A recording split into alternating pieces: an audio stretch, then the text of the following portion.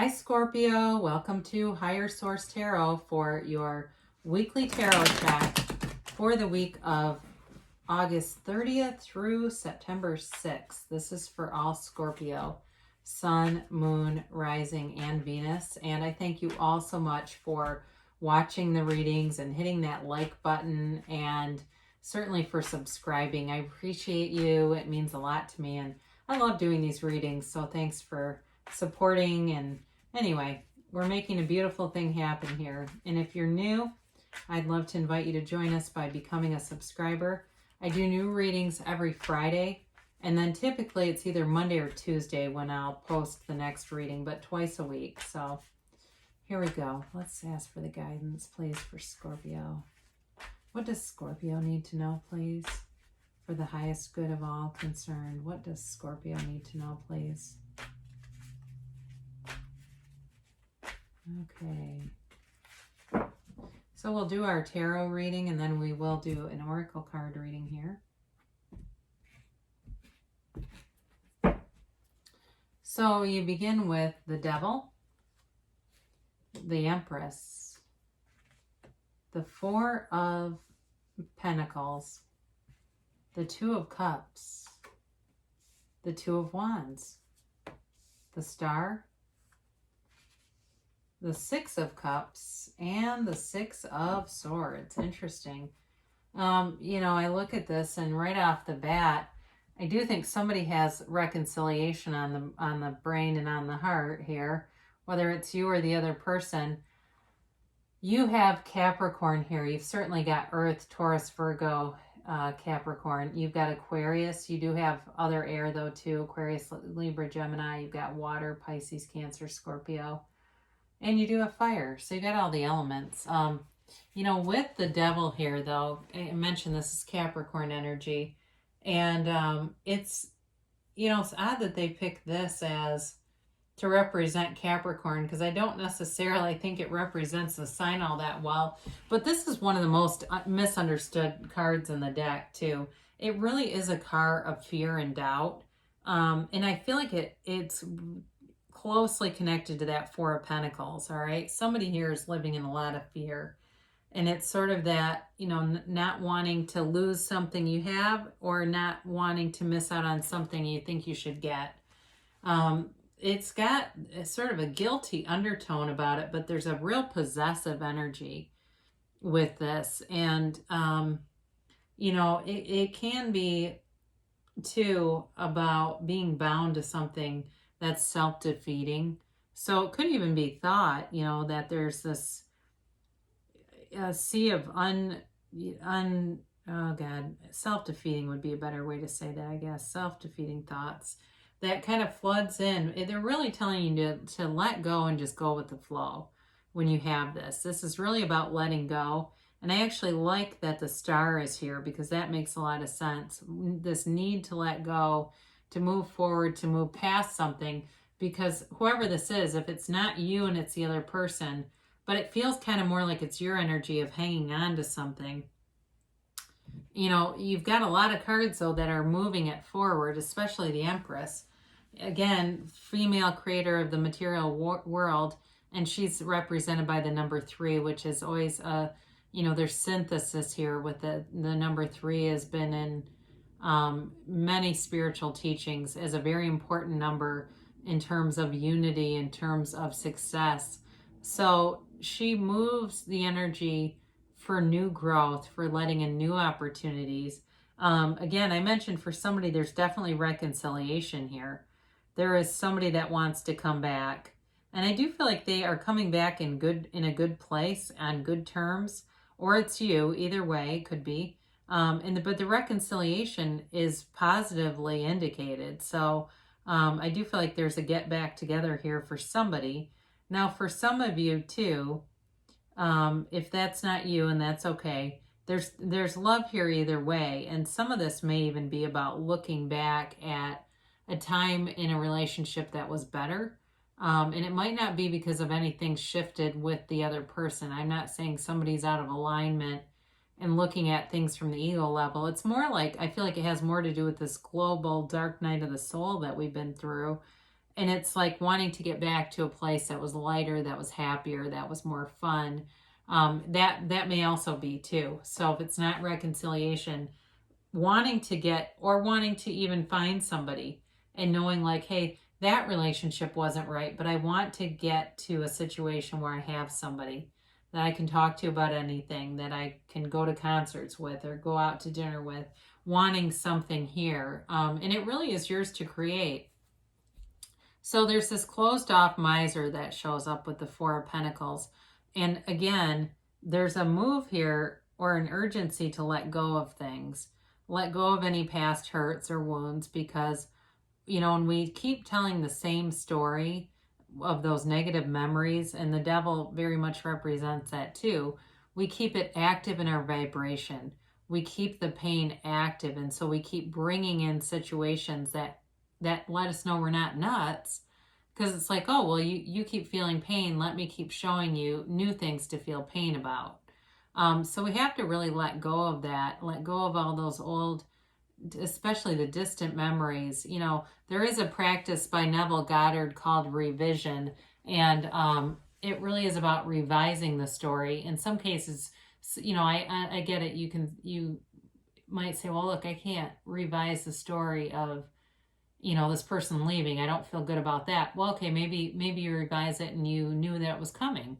You know, you kind of soften it a little bit so that you can let go of it. You have the feelings and release them. Allow them to be released from you, and continue to look for better feeling thoughts. Because this person is definitely in a gridlock with some things. I think not only their belief system, but these feelings that keep coming up. So you do have the Two of Cups. You've got a soulmate here. And some of it, like I said, is releasing this old energy to welcome in something that's such a better offer. It's really this, you know, it's not just a love relationship, but it's like a best friend. It really is a beautiful, balanced relationship. And there's two sides, you know, it's reciprocal. This can also be an unexpected meeting. All right. So be aware of that too. Now, again, when we are, you know, we're trying to manifest something, or we're manifesting something, we don't have to worry about how the thing will happen. So don't get too caught up in, oh God, I'm going to visualize an unexpected meeting, because that's the how. That's like the details the universe takes care of. But I'm just telling you that this does represent that.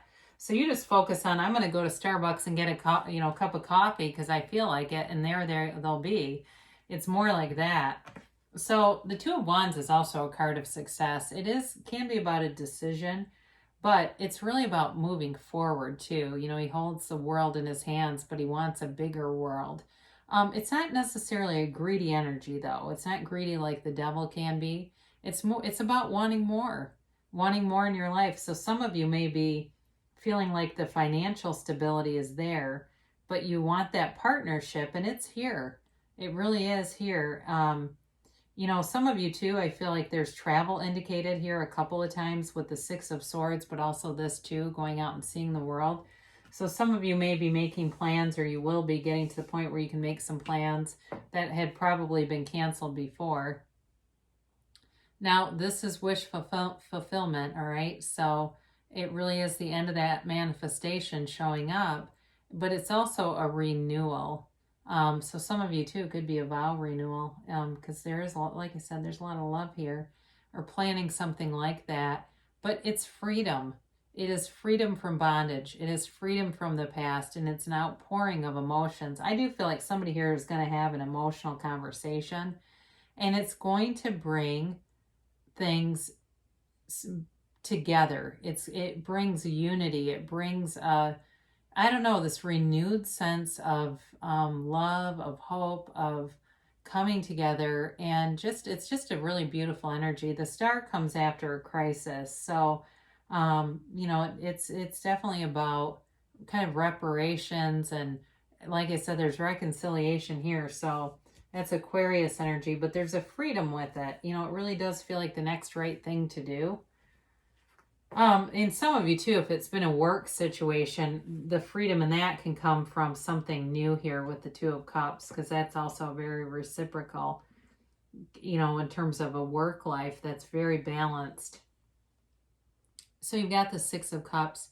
And again, this is a card of nostalgia. It's a card of looking back and thinking about happy times and wanting those. And, you know, that's the thing. I mean, with memories, we can select those happier memories. We can select those, but, you know, sometimes we get a selection, an ongoing selection of memories that make us cringe. Those are the ones that we need to pivot away from and kind of turn, you know, turn them into either something that feels a little better or really get better acquainted with the good times, because it's here for you. This is also somebody who has a sentimental longing for you, Scorpio. So like I said, for the reconciliation folks, you're definitely on their mind, even if they haven't acted like it. You know, and two, if they're more in the Four of Pentacles kind of energy, if it was them, they may be acting like it, but it's not really, they're not being very transparent, okay? They're kind of putting up a front and not wanting to say that this is kind of all they think about. So you've got the Six of Swords, and this is about moving forward. And it's, you know, it's emotionally moving forward, but this is also a travel card. So those of you, like I said, that have been making plans for travel, it'll end up going forward. You know, good things shall come to pass for you. It's definitely indicated here. Let's see what the angels have to say. And, oh, shoot. Sorry, I started to bend the cards a little bit, and I realized I was pushing them in the direction that they're already kind of curved, but whatever.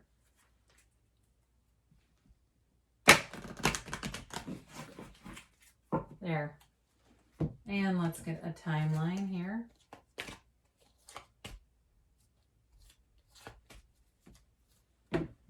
And a yes or no. Oh, good. I like to get those middle cards out as much as possible, so we're not getting the same card every time. So you're coming out of this energy that says meditation brings answers. So if you've been meditating, beautiful, because it's going to give you, it, you know, it opens up a portal. It connects us to who we really are. And it really does seem like the light bulb turns on, the answers come in, we get these intuitive hits, we get these inclinations or ideas that seem to come out of nowhere, but really it's our source energy that's guiding us. And romance. So with all this love, there's romance here, and it's this, they're talking about the romance of a lifetime, okay? So the travel indicated, who knows, you might be getting on a plane to Paris the next thing you know. But it's definitely a kind of a, you know, so I wouldn't say it's a whirlwind, because I don't want you to think it's like something that's not stable, but it's definitely a very fun, exciting relationship that shows up here for some of you, or a rebirth of a relationship. So look for signs, all right? Your angels are all around you delivering messages. The universe is all around you, constantly delivering messages. And it's just our business really is to connect and receive. That's all we have to do is ask, believe, receive. And you're ready. So you're ready now, it sounds like. And you got a yes. I keep getting this, so I intentionally on the last reading really tried to get the middle cards out, and I said, I keep getting all these yeses, and sure enough, it was the same card. I don't know, it gets in these tangents. I just can't, you know, it's not my job to control the universe, right? But I do like to see that for you. So things are moving forward for you, Scorpio. I love you so much, and I'll be back again soon.